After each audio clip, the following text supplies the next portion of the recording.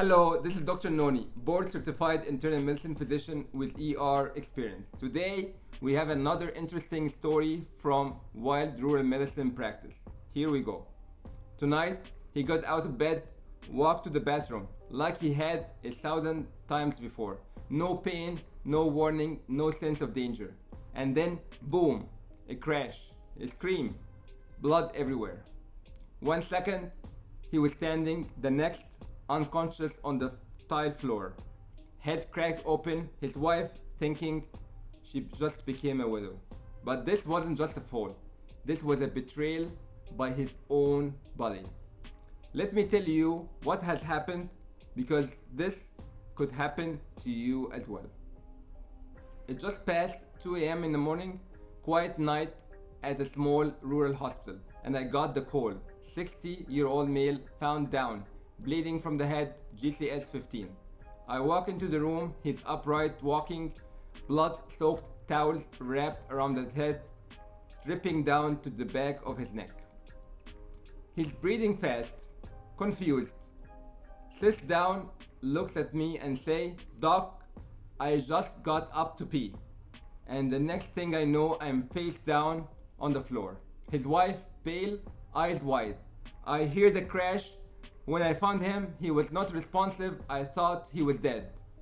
Vitals are okay, blood pressure normal, heart rate 68, he's alert and talking, but shaky.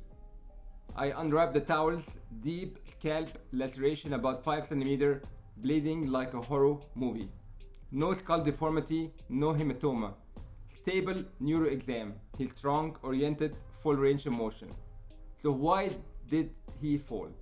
He repeats it. I stood up, felt dizzy, and then nothing.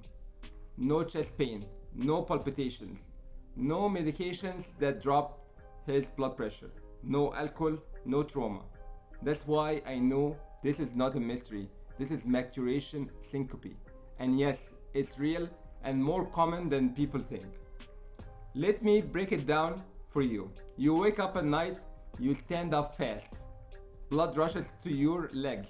Your bladder is full, so your vagus nerve gets stimulated. That nerve drops your blood pressure and your heart rate. And just like that, you're out cold.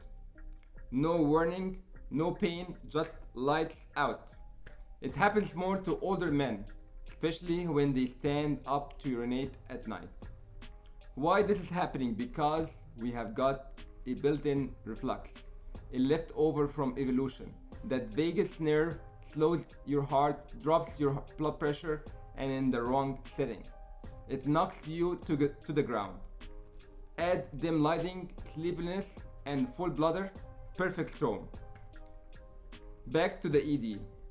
We irrigated the wound, injected lidocaine with epi, no deep tissue damage, no skull involvement. I placed 6 staples, tick, tick, tick, wrap the head, bleeding controlled. But I'm not done yet. Even though he's stable, alert, and neuro exam is fine, I ordered a CT scan. Because in rural medicine, there is no room for chances or guessing. Head bleeds hide. I don't take chances. CT came back normal, no fracture, no internal cranial bleed. We monitor him for a few hours. Vital signs are stable. GCS stays the same. I sit next to him and say, "This was a micturition syncope. From now on, sit down to pee at night. I'm serious." He laughs, half embarrassed, but then nods slowly. I would rather sit than hit the floor again. Let me tell you what this case taught me and what I hope it will teach you. For scalp wounds, they bleed like crazy, but they are not the scariest part. The fall is not the story. The why is. Every time someone collapses, you ask yourself, was it a syncope? Was it a seizure? Was it a stroke? Was it a heart attack? You need to know exactly what happened, because the head injury, that's the result. The real danger is the cause.